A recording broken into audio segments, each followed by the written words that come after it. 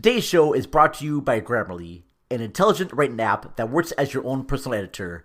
Download Grammarly's browser extension and create a free account at getgrammarly.com/Cinema Recall. This episode of Cinema Recall contains adult language, adult situations, some spoilers, and some brief nudity, so listener discretion is advised.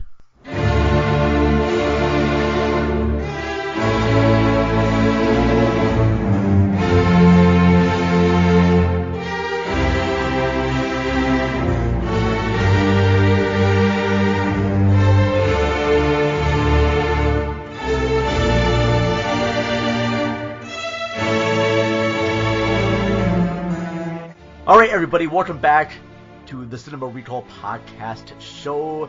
As always, I'm your host, The Vern, and with me as always, at least for today, is going to be Mary Mitchell from Whatever with Jason Soto, getting into our last segment of Barry Lyndon. Now, when we left off, there was an intermission, and we're going into part 2, and I had to write some of the stuff down. So part 2 has the text on screen saying, containing an account of the misfortunes and disasters which befell Barry Lyndon. So after the marriage of Lady Lyndon, Reverend Barry is now Barry Lyndon. There's that great shot of, them at the wedding right there. And the weird thing too, the film stock it's on, I paused the film, Mary, to actually kind of look at the film closely, and you can see, if you look really closely, you can kind of say dots. It feels like there's, dots. On their skin. And it has to do with maybe the resolution, but then when you look back at it, it looks all clear, but when you look closely at it, put your head to the TV, which, kids, do not do that. Do not put your face too close to the TV. But it kind of reminds me, if you look at paintings close up from certain artists. Oh, yeah. I didn't consider that, but that's interesting. I'll have to look for that the next time I watch it. And it just has to do with the film stock, too. In most other productions, it would just have to do with the resolution of your TV. But being the fact that this movie is supposed to look like a painting, the dots right there kind of add to that. And I have to admire all the extras in a Stanley Kubrick film to stay as still as they do. Oh my god, I know, especially in this one. Yeah, it's impressive that they're all just so meticulously posed. All of them have it's every single cast member is standing or sitting in a certain way. It's impressive, and I think that the background people or the extras are usually just as effective as the main characters, I think. Especially in this film, because the acting, I like the acting in this movie, but they're more kind of in a painting, stand-ins, just, you know what I'm saying? Mm-hmm.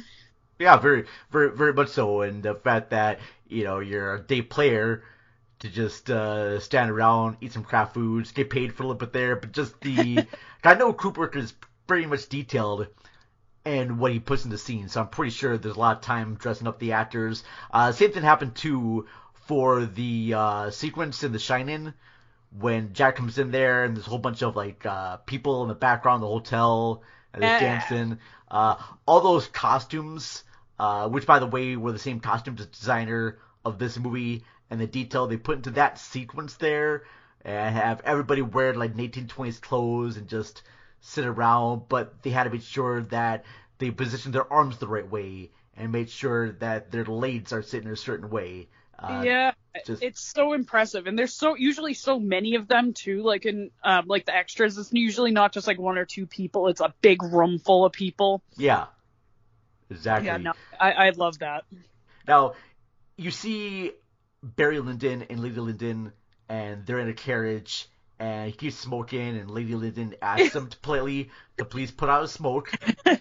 Now, I don't know if he doesn't do it because she says, Redmond, please buy your cigarettes. And in his mind, he's thinking, well, I'm actually called Barry Lyndon now, lady. So I don't want to go by Barry or Redmond Barry anymore. I'm Barry Lyndon. And maybe that's why he blew the smoke. Maybe he's just trying to be, tease her a little bit. Yeah, around. I think it's his way of trying to imitate like that type of upper class figure. Like, he's just like so, he's like above his wife. He blows smoke in her face and then he gives her a kiss, which I find hilarious. Yeah. It's like, yeah, he's just acting like he's, the king of the world because he's finally made it to the top. So he thinks that's the way those people should act. Around this time too, we do meet Lord Bullington, who is played in a younger role by Dominic Savage. And Lord Bullington doesn't like Barry so much.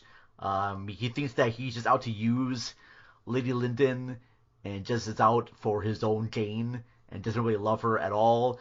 I gotta say, as much as I can have problems with like Barry Lyndon for the way he treats his son, Lord Bullington's is kind of a prick as well. I mean, oh, absolutely, 100%. Like, Lord Bullington is one of the most fascinating pieces of that movie, in my opinion, because the way that you feel about him, when I first saw the movie, I watched it with my husband, and he was like, oh, Lord Bullington's in the right. Like, he's like, getting whipped by Barry Lyndon, and he's obviously the victim, but Lord Bullington's just a little shit.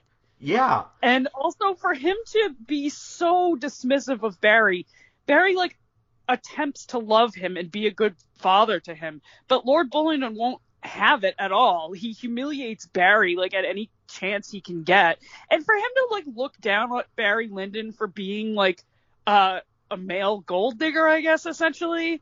His mother is the same thing. I mean, and Lord Bullington was just born rich. So yeah.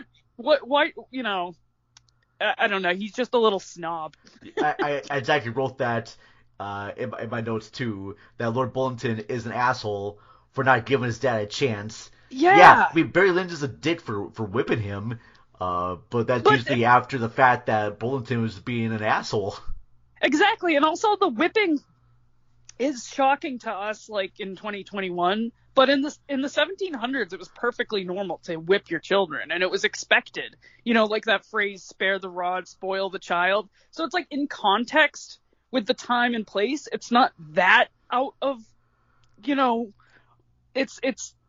was kind of a common thing to do. So it's not like Barry was doing something that was really that outrageous back then. You're just kind of disciplining his son or his stepson. I've gotten spanked a few times before if I ever like talked back to my parents. Yeah. But anything at all, I would get spanked one more time. And one time, Barry, I'll tell you a quick little story here. One time I got in trouble and my room had a lock. So I thought for sure I was going to be the safe, so I go run to my room, lock the door. And my dad's like, son, you better open up this door right now. And I didn't do it. I'm thinking there's no way he's ever coming to this room right now. I'm safe, the door is locked. Nope, he kicks down the door. Oh, Jesus. And at the time, around I think it was like 7 or 8 years old, that was like scarier than any horror film. Oh, I can imagine, yeah. I'd be terrified of that. But yeah, so I totally agree with you too. Like, Lord Bullington, he just doesn't want to give his dad at all a shot. He's being completely rude. During this time too, you realize that both Barry Lyndon and Lady Lyndon are living both separate lives. And here's the thing about this movie, folks. Barry Lyndon is rated PG. It's a PG-rated movie, but there is nudity in this movie. Yeah, like, I guess like in the most artsy way that you can have nudity. Yes, very, very much so. There's a scene with Barry Lyndon. He's with two girls. They're topless. Yes, there's nudity in this movie, folks. It's not gratuitous. It's not really exploitive, but it's there. There's a shot of Lady Lyndon in the bath, and it's gorgeous, and her maids are reading to her in French, and it looks it's stunning. I think it's gorgeous. Like, you can see her breasts and stuff, but yeah, it's not gratuitous. It's just more of like an art piece. It is very much an art piece, because we said before, this movie is essentially a painting. I just found that to be just kind of a little odd thing, because I'm like watching the movie, like, oh, this nudity, and I looked at the rating and like, oh, this is PG. Oh, okay. Well, thank you, 70s and 80s movies. I just want to say that right now, my heart helped. I give you a salute right there for having nudity in PG-rated movies, because back in the 70s, there was only 3 ratings: G, PG, R, and X. So that's 4. So yeah, so yes. Right now, there's too many ratings right now. PG-13 feels, like PG, and R feels like PG-13. I don't know. That's just how Yeah. I feel about the ratings. They don't do much NC-17 movies anymore, which is kind of odd. They don't do NC-17 now. They just say unrated, or it was on Amazon Prime. They just go 18 plus, and that's it. So that's my little thing here about the rating systems. Now, I should mention this too, that both Ryan O'Neal and the actor who played Lord Bullington, Dominic Savage, they had a great relationship with each other. Between scenes, they were cracking jokes at each other, and Dominic Savage said that Ryan O'Neal kind of acted like a father figure for him. Huh. That's interesting to know. I didn't know that. During the shoots right there. The only times that things were kind of rough is when they actually had to do those whipping scenes or any type of fighting sequences. The same thing happens for both Ryan O'Neal and the actor who would become Lord Bullington at an older age, Leon Vitali. He's great. I love Leon Vitali. Did you see that documentary about him called Film Worker? I have watched parts of it, but I did not get a chance to finish it. But that was really amazing what I saw so far. I will finish that. Yeah, he interesting guy. And I loved him as Lord Bullingdon, as the older Lord Bullingdon. Especially for a novice actor, he completely killed it. Oh, yeah. He was great in that role.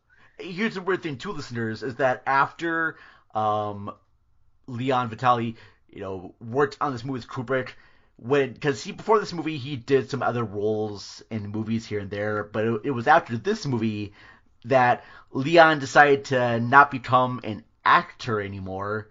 He only wanted to work with Stanley Kubrick, so he became his assistant. And the work that this guy does to get the movies out on video. Talented. Yeah, man, a jack of all trades.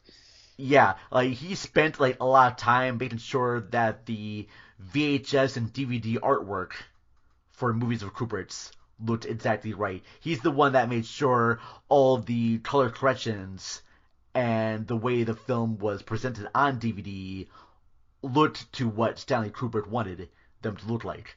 I remember when they did show the movie Barry Lyndon in theaters, that they actually had to install a whole new sound system to make it sound right. So the work that he did for movies out there, this is just for he actually went to an actual theater and they put in a whole new sound system because the speakers that this theater had were kind of old and the sound was crackling. So Leon and a sound engineer, they actually put together a sound system for this theater to make sure that this theater had the best sound. And this wasn't for some sort of big film premiere. This was just at a local theater. That's amazing. Talk about dedication. Very much so. I mean, this is just for average viewers and whatnot there too, because Kubrick kind of cared how people saw his films, and Leon had that same passion. And yeah, there was a lot of hard work that went to it. And you may think, well, why the hell would anyone want to submit themselves to do that type of hard work? But I guess when you love someone's film so much, you don't mind. It doesn't feel like working anymore. Yeah, no kidding. And he still does that. I mean, he's still, to this day, I believe, doing things for Kubrick's work. Yeah. Now, getting back to, Lord Bullington, did you have this sort of feeling that maybe Bullington kind of lusts after his mother a little bit? Yeah, he's very much like a mama's boy and almost jealous of Barry Lyndon. There's an Oedipus sort of complex with him. Yeah, no, definitely. And there's a great shot of that, a shot that I love is at Brian, their son Brian, when he comes along, he has a birthday party. Do you remember that scene? And they show Lord Bullingdon. Everyone's sitting in chairs, but Lord Bullingdon's sitting on the grass, fully grown adult, holding his mother's hand. Oh, Jesus. Oh, yeah. But just watching the way he's just jealous of Barry's involvement there, Yeah, it's like, oh, I don't know. You may have some sort of like lust after your mother here. A little Oedipus things right there. Yes, there's a Shakespeare play. I don't know, was it Hamlet? I'm not quite sure. Where a character in Shakespeare's plays, kills a father, has sex with his mother, doesn't realize it. Yeah. Oh, that's Oedipus Rex. That's Oedipus Rex. Thank you. Okay. Yes. Which is a line that was used in Bill and Ted's Excellent Adventure, which I never got when I was growing up, because Sigmund Freud is interviewing Bill, and he says, "Hey, do you have any issues that you want to discuss here?" And Bill's like, "No, man, I've got some Oedipus problems I'm working out." I'm like, "Oedipus? What the hell is that?" And I didn't realize, like, months later there. So getting back into the story there, Brian, the son of both Lady Lyndon and Barry Lyndon, I feel like that's just the devil. And I don't really feel bad what happens to that kid. He's I think the Lord Blunt is an asshole, but I think that Brian is kind of a selfish prick as well. I think they're both the product of being spoiled. And I think with Brian, he like is Barry's first and only child, so I feel like he just goes all out. Like Brian's the most spoiled little kid. Oh yeah. Especially birthday party with like the carriage and everything like that there too, and puppet shows. The way I don't mean to get ahead of things, but that carriage, kind of it makes my skin crawl when you see what they end up doing with the carriage, that sheep drawn carriage. I don't remember what they did with it. They well, I don't even get ahead of the story, but since we're talking about the movie, the carriage that he's in, it's a little sheep drawn carriage, really elaborate for his birthday. But then later on in the movie, that's what carries his coffin. Oh, that's right. Yeah, it's kind of dark, and it's like, oh shit, you know? Oh my god. Well, I do say at the beginning of the show there that there are going to be spoilers in this movie. This movie's like really old earphones, so sorry if we didn't actually say that beforehand, alright? Also, I guess it's not technically a spoiler because the narrator tells you it's going to happen way before it does.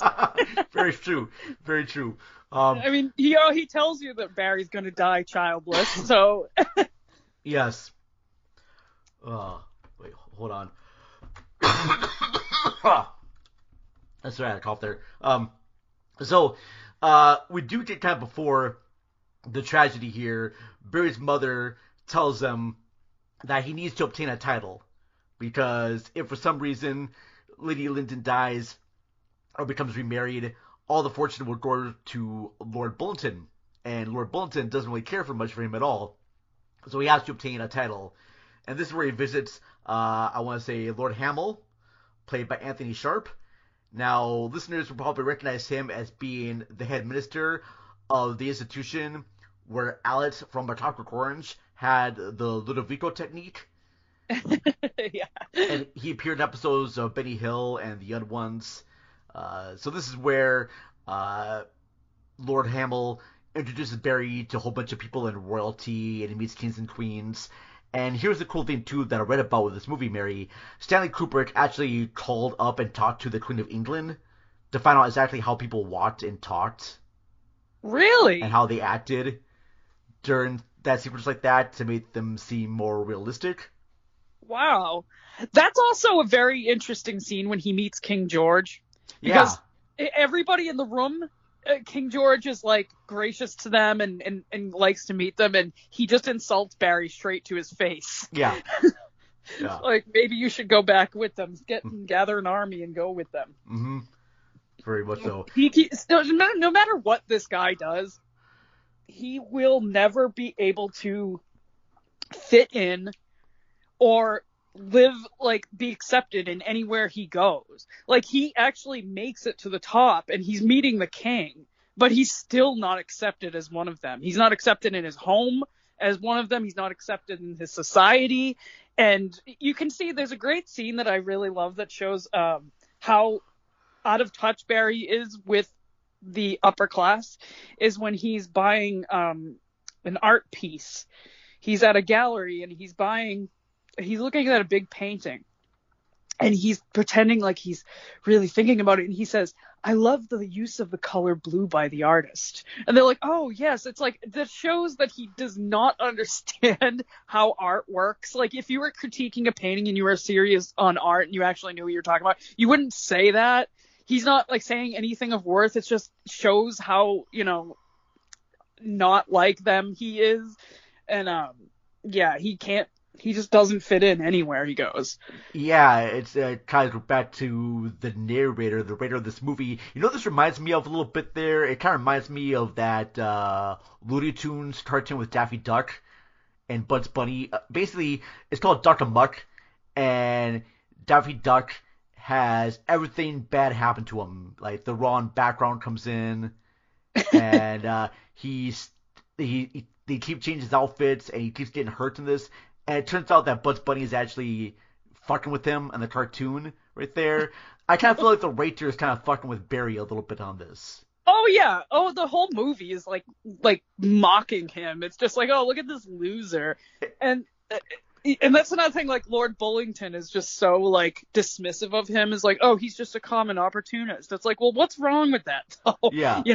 Like, how dare he try to provide himself and his family with a good life? It's kind of like the writer's, like, having you introduce this character, but the writer doesn't like this main character, and he's letting you know how much he hates his character. Yeah. Writing this feature there. It's kind of an interesting meta take. It really is, and it's like... And it's just interesting that, like, no matter what he does, like, excuse me, Barry Lyndon he, like, saves people's lives, runs into harm's way. He loves his son. He's an excellent father. He loves his stepson despite the stepson not, like, it's like, no matter what he does, he's never going to win. The movie is he's just, like, cursed. Like... And I also find it interesting, and I know I mentioned this in the other episode, that his mother had to be the one to remind him to get a title. Like, if he was really, like, the opportunist, gold digger that he was, wouldn't that be his first thought, and not, like, oh, I'm just gonna marry this woman? Yeah. Like, if he was really, like, in for her riches and that was all he cared about, why would his mother have to remind him to get a title? Do you think that would be step one if you were really that bad of a person, Yeah, exactly. Or that unfeeling or unloving of a person, Maybe he did marry her because he loved her. I haven't seen anything to the contrary. That's a good point.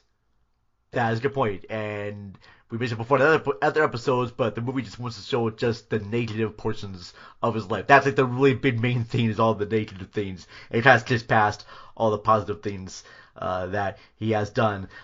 So we do know that Lyndon's kind of going into depth a little bit from his spending. Now, one of Lady Lyndon's person that helps out with finances is Graham. This is played by Philip Stone. Listeners will know him from other Stanley Kubrick features. He played Grady in The Shining. He's the guy that says, "I corrected them, sir.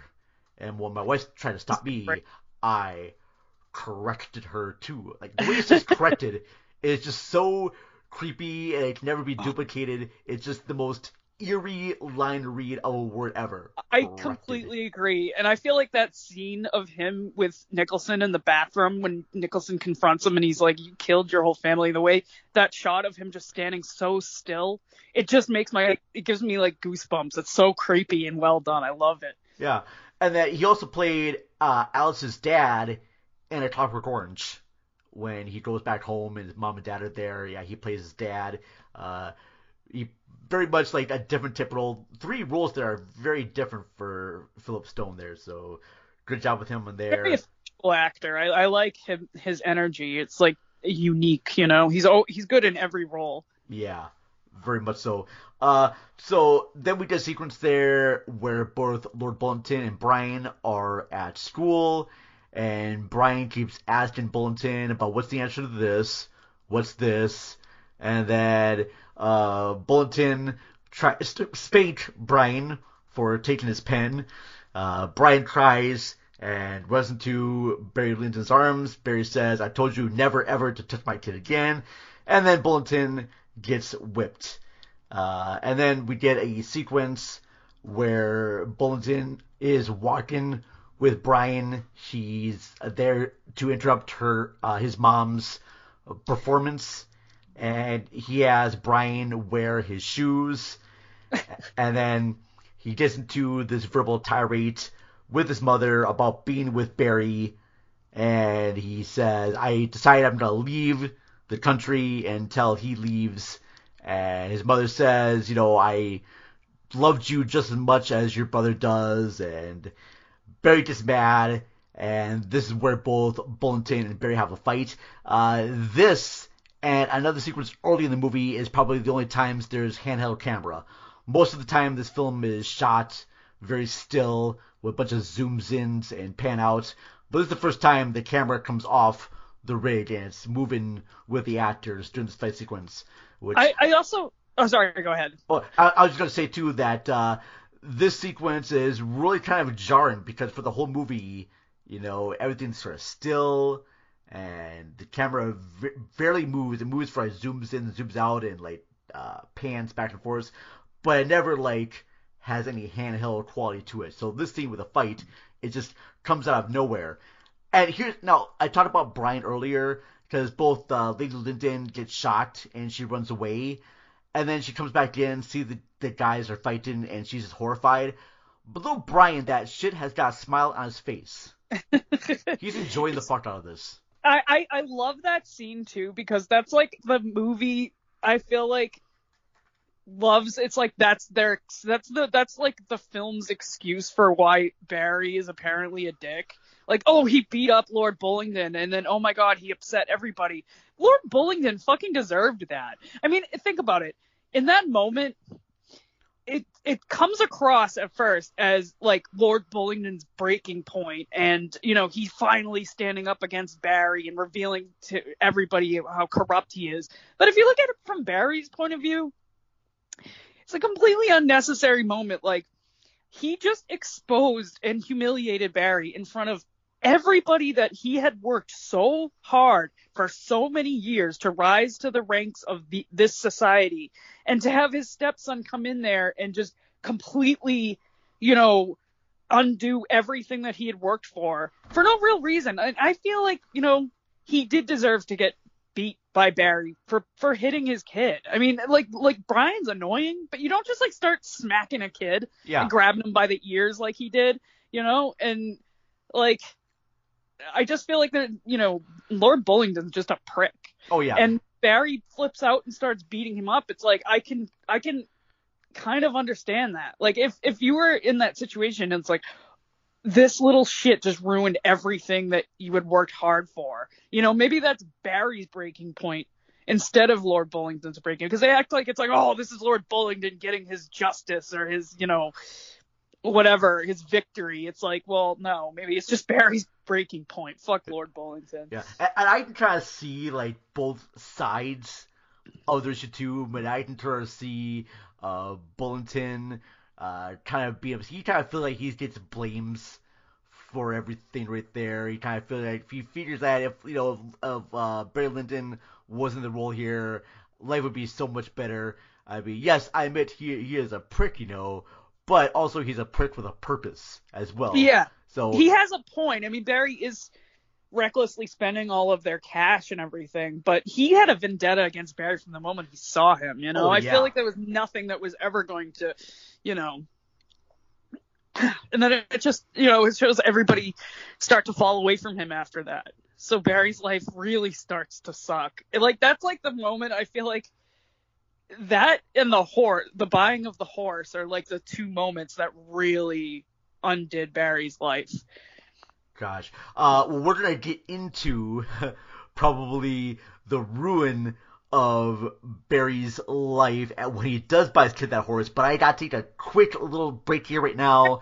I'm going to play some ad spots from some amazing podcast shows, and then we'll be right back, all right? Get ready for the new sitcom Falls a Crowd. Everything was coming up roses for Bradley and Cameron until... I could just lie here with you in our home forever. I think we should see other people. If that wasn't tragic enough, Rent is going up higher than annual passes at Disney World. they have a plan. Turning this place into a brothel. We could get a roommate. Enter Allison and Dylan. Endless sexual escapades. A whole new minute to home office. Join these 30-somethings as they face the challenges of balancing careers and dating after 29.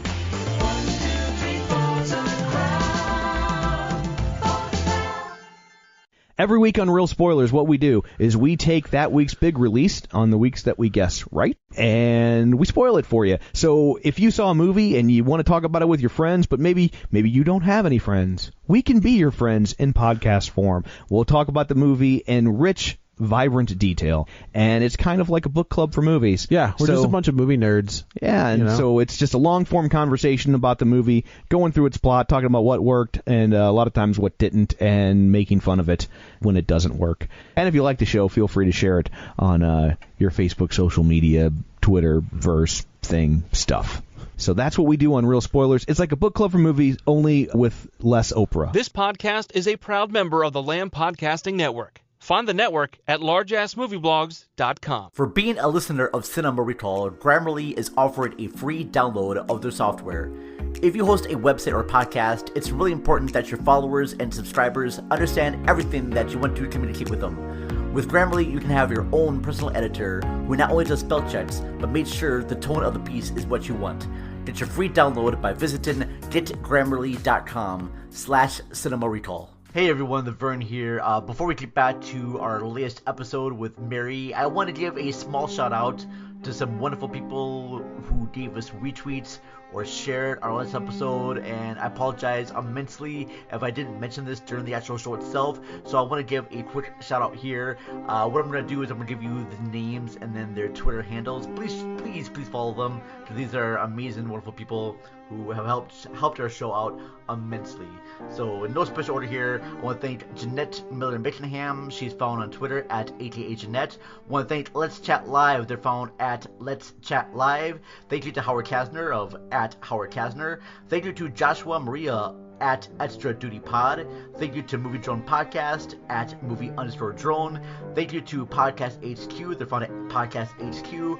Well kept and unclean. They're found at WKUC Comedy Pod. Thank you to at Mutant Theater. They're found at Mutant Theater 2. Thank you to Ryan Altieri of the Forza Crowd Podcast at RLTerry1. Thank you to Mike and Oscar at MM and Oscar. Thank you to the Mallard Report at Mallard Report. Thank you to the Mac Pitsy Weirdo Podcast at MP Weirdo Podcast. And thank you very much to Sci-Fi Remnant at Sci-Fi Remnant. And then I also want to give a shout out to the Blood and Black Rum Podcast at Blood and Black Rum, letter N, Blood, letter N, Black Rum. And then I want to thank our company called SysHub at SYST Hub. Thank you very much, everyone. Thank you very much, everyone, for your praise and sharing all these episodes. It really means a lot to us, and to me especially. And now back to the show. This podcast is a proud member of the Let's Chat Club. Find out how you can become a member by going to the website letschatpodcast.net.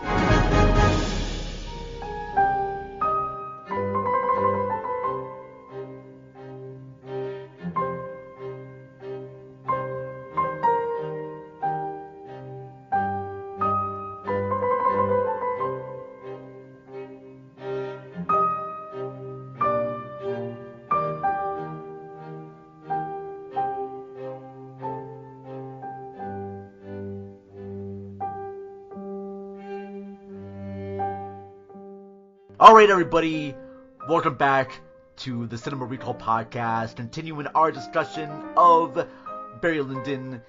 Thank you very much for checking out those ad spots of some amazing podcast shows. I hope you get a chance to listen to them. Now, during this moment here, Barry buys Brian a horse. Actually, no, he has a pony. But then Brian's like, I really want a horse, Daddy. And Barry's like, well, you already have a pony there yourself there. He's like, I want a real horse. And so Barry loves his kid. He buys him a horse. And he tells him, you know, I only want to... you can have this horse, but only if I'm around you. Alright? You're never to take this horse out without me. The buying of the horse, the scene where he actually goes and buys the horse, is the most devastating scene that I can think of in like pretty much any movie. It's so well done. It's setting up something that is so devastating and so horrible. But at the time, Barry has no idea. We as the audience know that something is going to happen to Brian, but we don't know what. So when he's buying the horse, there's just And the theme of the film, the musical theme, is playing in the background, but it's a much more somber, sad version of the main theme, which it like foreshadows like this is the moment, this is the thing, the event that will ruin Barry's life. It's just a simple buying of a horse, and he thinks he's doing something good for his child, but it is the thing that completely destroys his life. Just the simple act of buying a horse and the motions that it sets into place is so devastating. I think it's so well done. It it's so You're sad. Right. Yeah, that's a good point about the background music.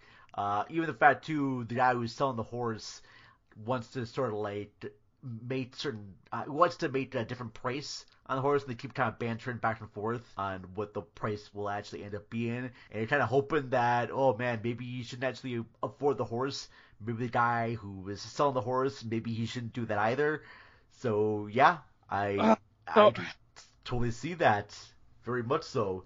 It's so beautifully done, and so like I just think that is so brilliant too, to like have a scene in a movie that is unbelievably sad, but nothing really sad has happened yet.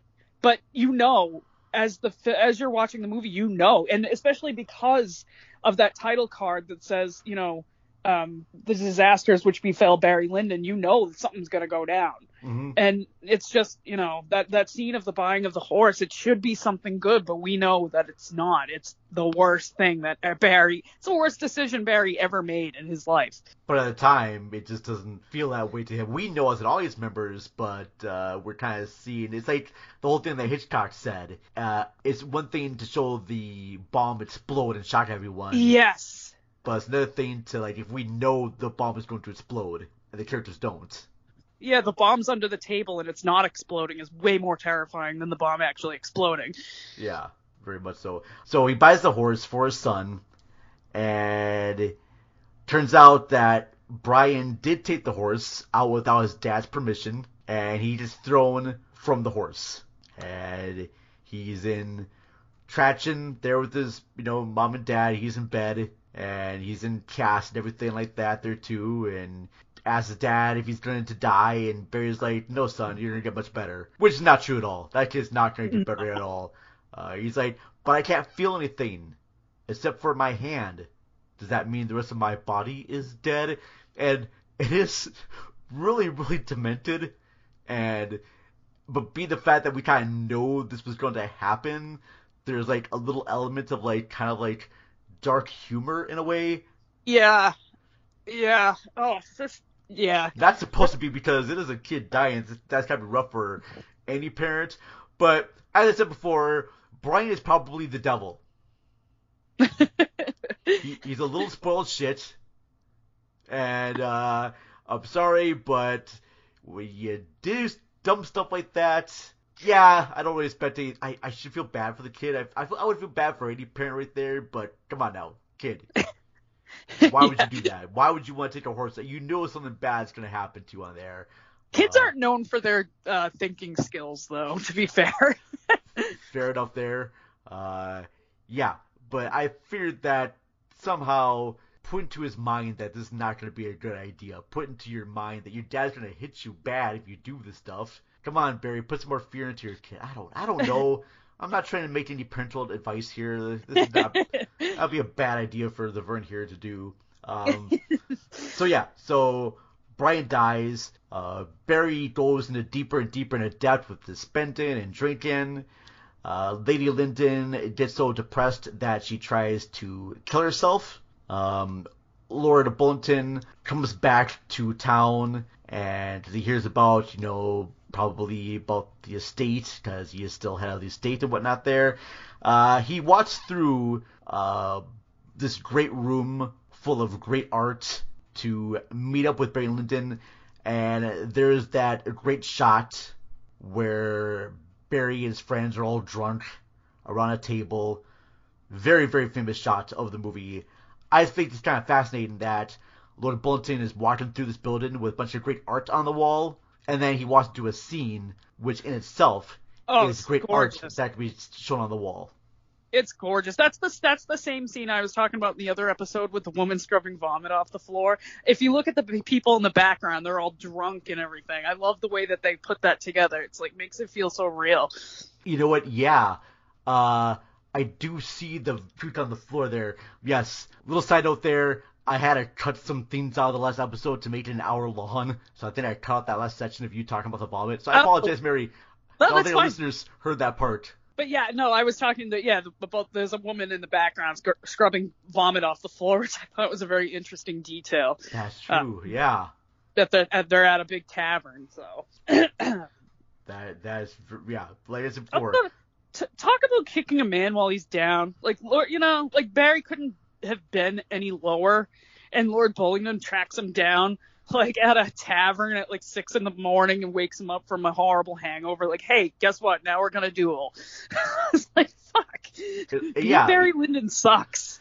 So he's like, yeah, this guy's like hungover and drunk, and now Bullingdon's like, well, I'm gonna just challenge you to a duel. Yeah, talk about being at like rock bottom and then like that happening. Like, oh fuck.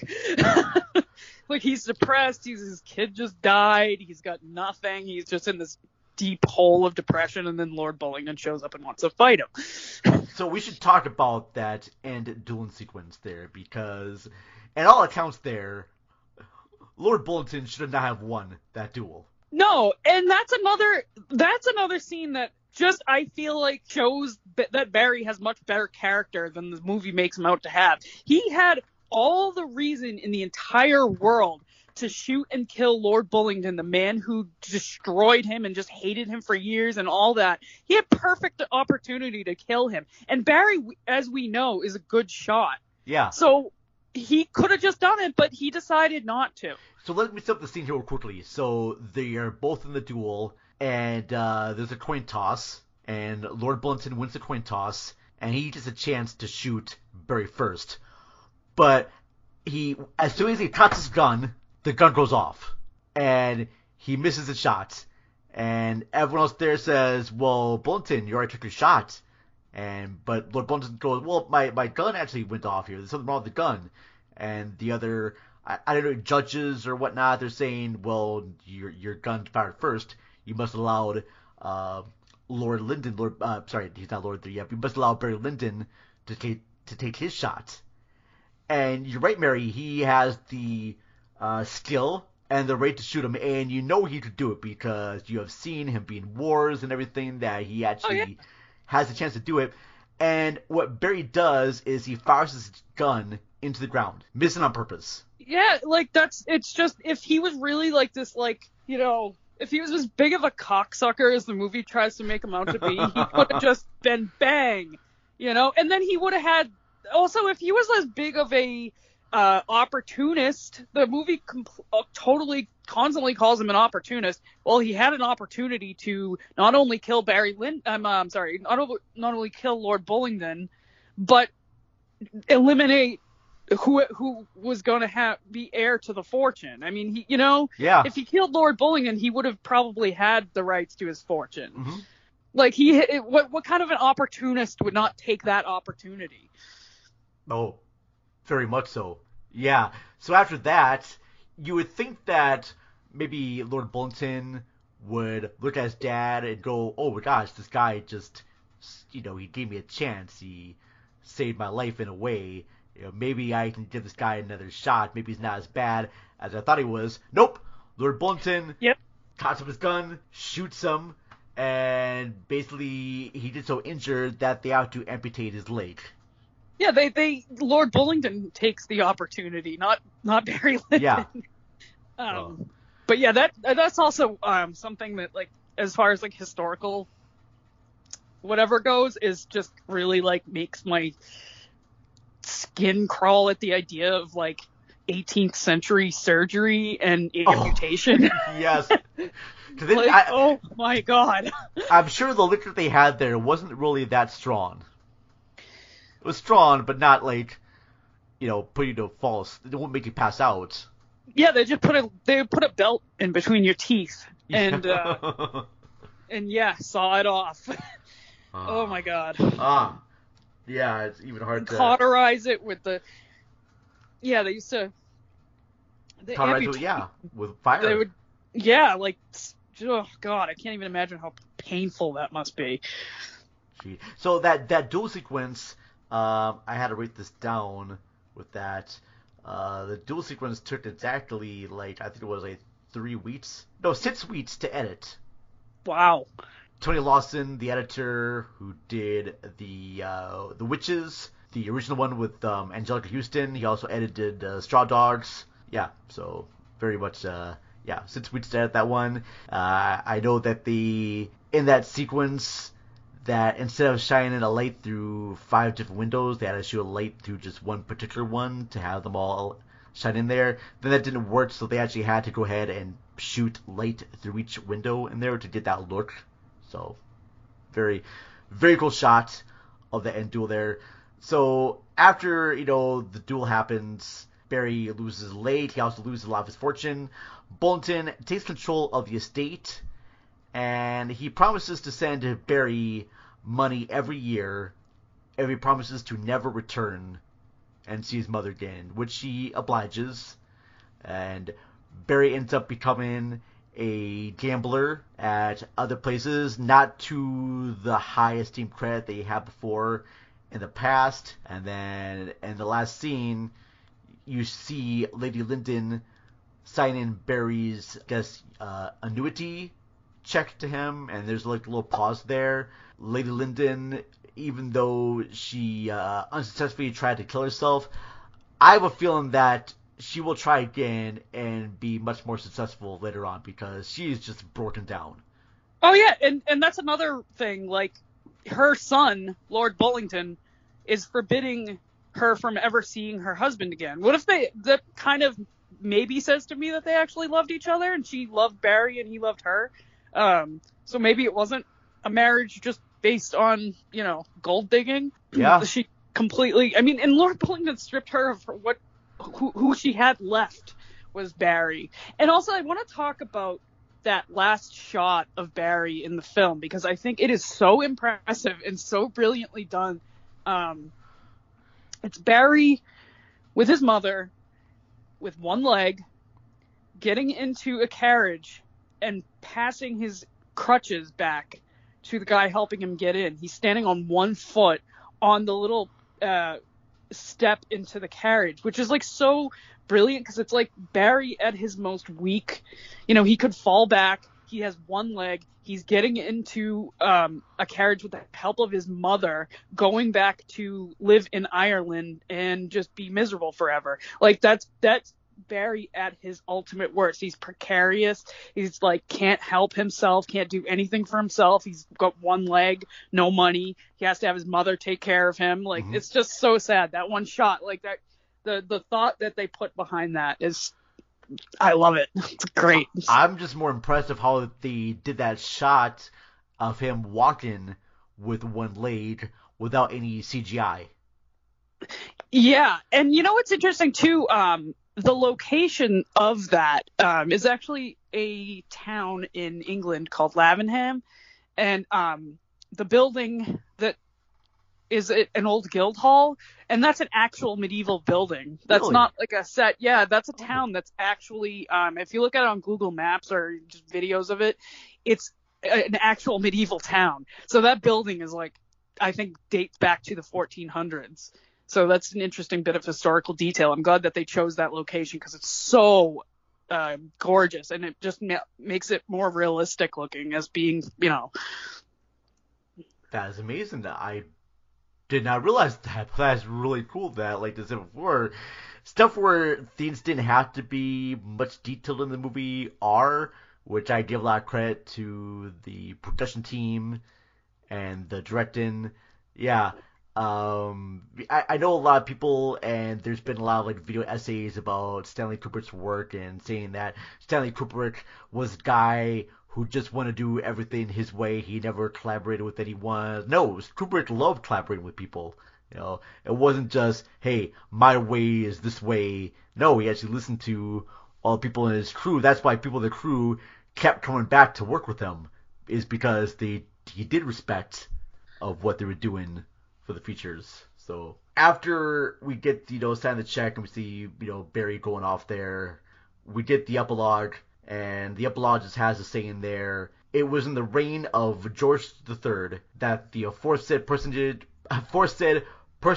lived and quarreled.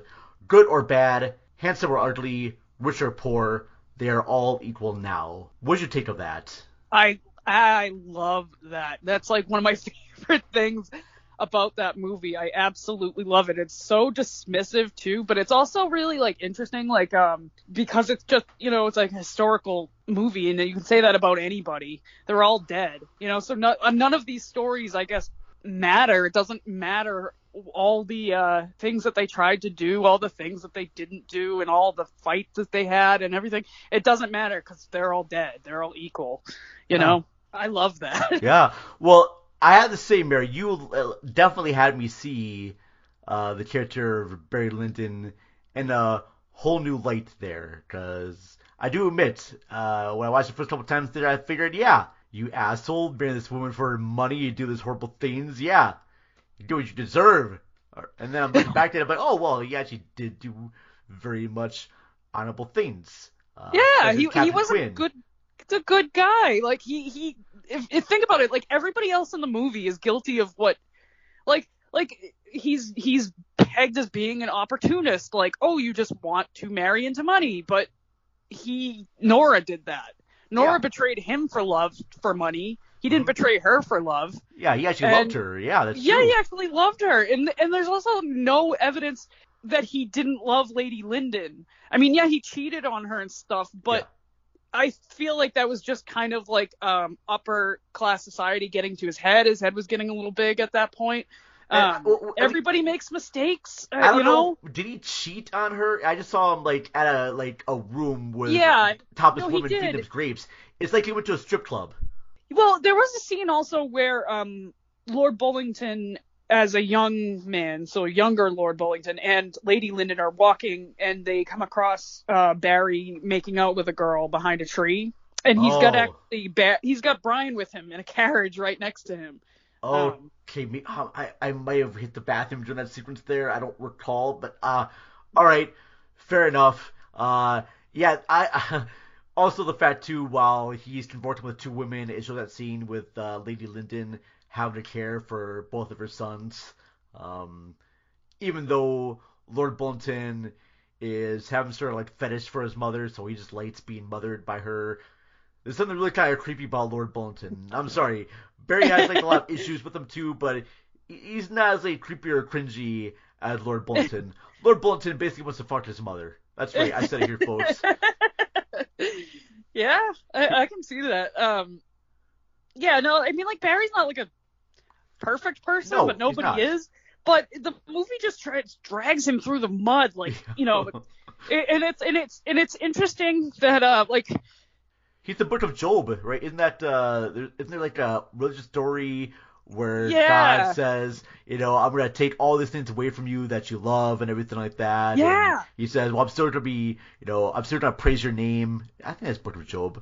I don't follow religion. That's definitely Job. It's Job. Okay. Yeah.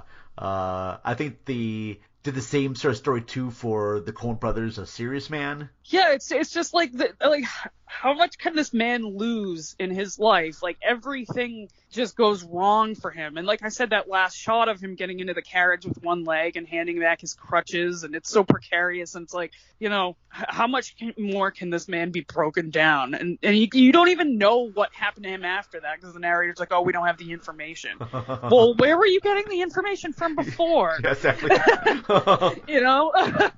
Yeah. So it was. I gotta say, Mary, this has been like a lot of fun breaking this movie down. Oh yeah. And like small little bit-sized chunks right here. I wouldn't be able to do this movie in just one episode, so I'm very thankful. Yeah, thanks for having me come on and talk about it. It's my favorite movie. It's been really kind of cool, kind of like going to the movie, kind of chapter by chapter the way, and kind of breaking it down so we can talk about each individual thing there. Mary, can you tell me what's going to be going on at the Whatever with Jason Soto? Yeah, we got a new episode we're going to record Monday, hopefully, and yeah, it should be good. I've been absent from the show. We took a week off. But yeah, we'll be back next week. And if y'all listening want to come and join the Facebook group and just have fun with us, listen to the show, support Jason, it'd be great. Very cool indeed. Yeah, well, this is going to be like our last episode for Barry Lyndon. I do know we are coming back sometime in May to discuss Mulholland Drive. I still need to talk with your host, Jason Soto, about coming on 2 episodes of that because he has expressed interest in talking about Mulholland Drive. So just be patient, folks. In the meantime, I will be releasing some bonus episodes to tide you over. Right now on our Patreon page, there is a bonus episode where I give you some reviews of recent movies I saw, some new and old, and I'll probably do another one of those next week as well. Quick shout out here to all of our wonderful Patreon subscribers. First of all, Matt and Ashley from Ashley at the Movies, thank you very much for being a Patreon subscriber. Gotta thank Jeanette Miller-Mickenham from ATA Jeanette. Thank you very much, Jeanette. Gotta thank Donnie, formerly of Contagious Kiss, now of the Videorama podcast.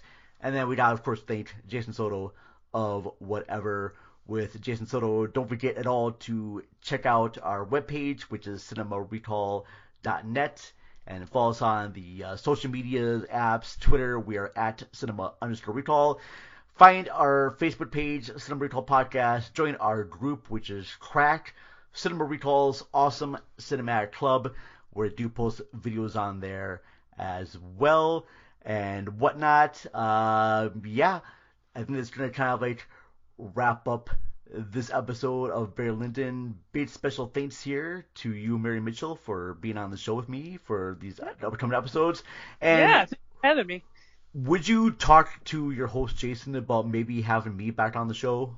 Absolutely. Absolutely. That would be awesome. We love it when you come on the show. I would love so much to be on the show. I'm rating up right now Chapter 4 of The Curse of the Raptor Skull. I'm almost done with that to send out to you guys because I had some free time to rate up an episode, a chapter for the murder mystery. I may turn that into a book, folks. I'm not quite sure yet. Jason actually has a book out right now called Time in My Hands. Oh, yes, yeah. He's working on Volume 3, releasing Volume 3 right now. I had the first 2 books in that series there, and I'm kind of interested to read the 3rd volume of that. So, very cool. Time in My Hands. I'm sure if you go to whatever J Soto on Twitter, there's info about where to find the book, or just DM me and I will give you the right information about how to find the book. So don't worry, I'll get you hooked up with that. Yeah, that's going to wrap up things right now, and I just want to say thank you very much for joining us for our episodes on Barry Lyndon. Next month will probably be Mulholland Drive. Stick with us through other social medias, and you'll get updates and whatnot. But I'm going to sign off right now, and love you all. Thank you for joining. Rex Reed of the New York Daily News wrote, as an 18th century rake's progress, Barry Lyndon catalogues the rise and fall of a likable scoundrel, liar, cheat, and social climber, transporting the viewer into a world of long ago and creating the kind of magic few movies accomplish and few directors attempt in a lifetime. It is a magnificent entertainment, sumptuous, lush, gorgeous, and haunting, a classic of inestimable value.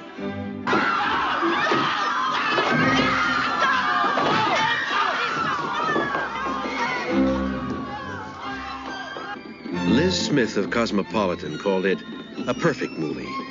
Beautiful, breathtaking, brilliant. Like a gorgeous, fulfilling dream of life, a dream you never want to end. It is not comparable to any other film I can recall. I ask you to turn yourself over to the experience. Barry Lyndon, a film by Stanley Kubrick based on the novel by William Makepeace Thackeray, starring Ryan O'Neal and Marissa Berenson.